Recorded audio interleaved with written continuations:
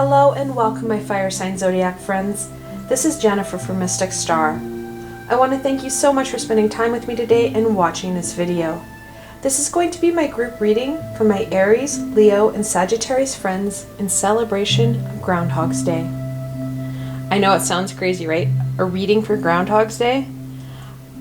I won't lie, I was really inspired by this little furry creature that comes out every February to see whether or not it's time to get up. And it's this adventurous energy that I want to look at today. So this is a spread that I created for Groundhog's Day, because let's be honest, it's not really something people do a lot. I do have a link below to this spread, so when you need to, you can access this spread as you require. The deck I chose for this reading is the Winter Waite. I received the Winter Waite from a Indiegogo campaign, and I couldn't wait to use it. So I felt that this was a fantastic time to challenge that little groundhog to see what it thought about the winter. Like always, I do have a link below to this fantastic deck, so should it speak to you, you can go check it out for yourselves as well. Alright, my fire sign zodiac friends, let's see what the cards have to say today. So we're going to start off on position 1 and question 1. What adventurous energies would benefit my fire sign zodiac friends? So we had a bit of a jumper here. The Two of Pentacles. That balanced, fun energy that requires not only a juggling act, but a dance. Because let's be honest, that's how life feels. When you think you've got it sorted, life hands you another ball to juggle into your act. So that adventurous energy is all about balance. Bringing in that balanced energy to help you go forward. We can go forward recklessly and not get the results we want, or we can go forward with that same passion, but bringing in that balancing aspect as well, which will help take us further, and we're going to find more abundance in that balanced energy rather than a reckless energy.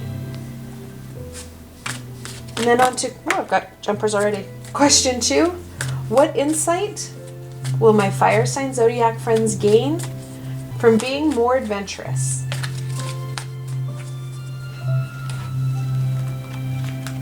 I love it when they hit the floor. All right.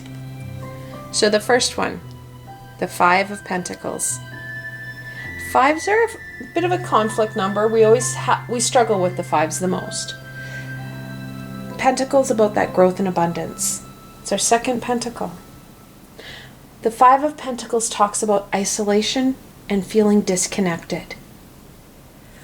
What this adventurous energy is going to bring, this balanced energy, is going to bring more of a connection and a feeling of harmony within our lives. We're not going to feel so left out in the cold.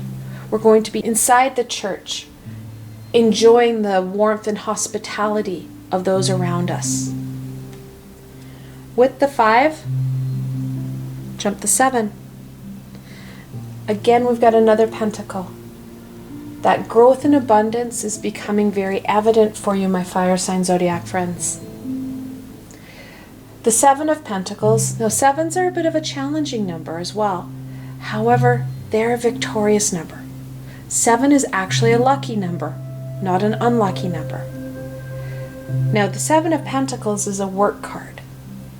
The 7 of Pentacles talks about that need for that hard work in achieving our goal. Yes, you may feel exhausted. You are going to have that full day's work. However, you're going to feel connected in, and that abundance is going to be evident. It all stems down to how balanced you feel, where your energies are lying, and how much you're able to achieve with it. It all stems down and goes back to that balancing act. That energy and work we're looking at up here is really connected into that balancing. The more we're putting in to ensuring that we're coming from that balanced centered space rather than a chaotic space, the more we're going to get out of that hard work. Let's go on to question 3. How can my fire sign friends incorporate this energy into their lives?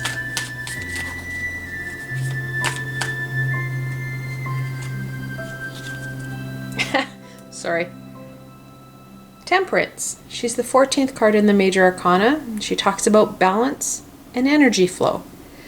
I'm not sure if you guys are getting the repeated message here, but balance is going to be key. Not only that balancing act that we do on the everyday to try and get everything done, but it's also the balancing act between, and it's hard to see in this card, but Temperance has 1 foot on land and 1 foot on the water. So that balance between the physical and the spiritual worlds. Temperance is also juggling her water. She's pouring water or fluid from one cup to another. The trick with the Temperance is it's not flowing downwards from the top cup to the bottom, rather upwards from the bottom cup to the top. That energy flow within ourselves, our chakra system, is going to be important to us. Like I said, that balance and centeredness is going to be key. The more balanced and centered you are, the more connected we're going to feel, and the more prosperity heading our way.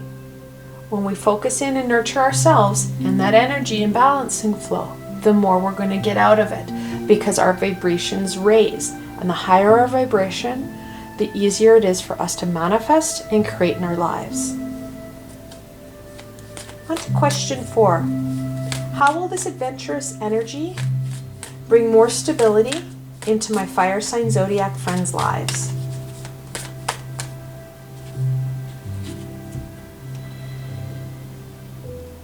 The Devil.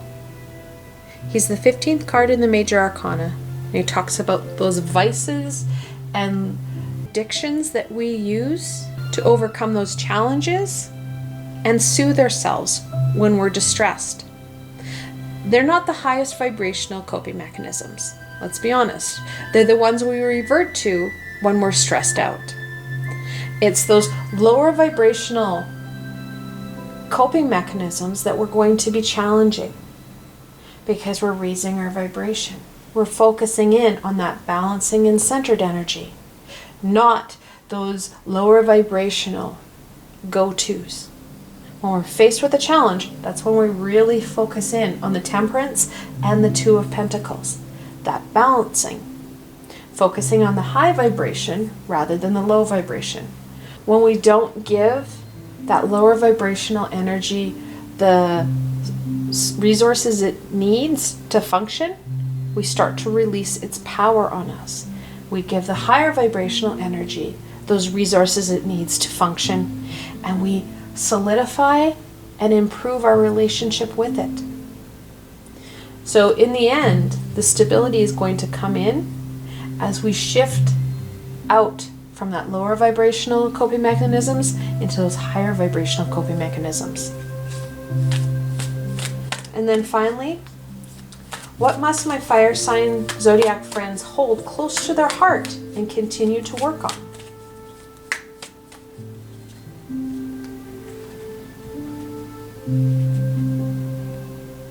The 7 of Wands.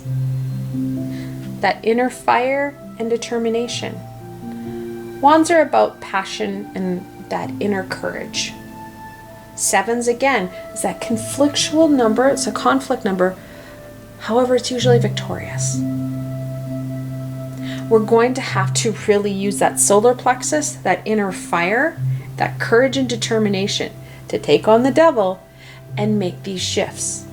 Because let's be honest, your ego is not going to be thrilled that you're going high vibrational, connecting in with our higher self rather than listening to your ego. You're going to need that courage and determination to stand up and say, you know what? I'm going to do this for me. I want to go high vibration. I'm going to focus in on what's really important. That inner fire, your solar plexus, will help. It'll help strengthen your determination and conviction to usurp the devil's power on you and connect into those higher vibrations. When we work on those higher vibrations, we have that connection in. That isolation and disconnect is from the higher source. Before we were incarnated, we had a fantastic connection in with that higher vibrational universal energy. When we were incarnated, we started to put barriers in place to this connection. We lowered our vibration to hearing and receiving that universal energy when we're incarnated, because we are at a lower vibrational status as a human. And then, not to mention, as we've grown and aged, we've put in more barriers and more disconnects. Reconnecting into that higher vibrational, higher self, and those high vibrational beings reconnects us in. Focusing in on the devil keeps us at a disconnected. Focusing in on that lower vibrational ego center will keep us very isolated and alone. I want to thank you so much for spending time with me today and watching this video.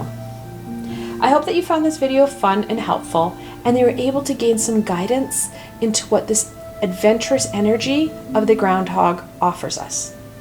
I won't lie, I truly acknowledge there is very little accuracy in the predictions of a groundhog. However, there is great accuracy in tarot. If you like this video, please remember to give it a thumbs up, and don't forget to subscribe to my channel for the latest content. As you can see here, you never know where I'm going to go next, and I'd hate for you to miss anything. The best way to stay connected in is to subscribe to my channel and hit that little red bell so you don't miss any of the insight and healing that my videos have. Also, if you enjoyed this video and want to support me in making more, I have a Patreon page with many tiers and lots of perks. In some of the tiers, the perks are private readings and healings with myself. I provided a helpful link below, so why not go check it out. Until tomorrow, my Aries, Leo, and Sagittarius friends,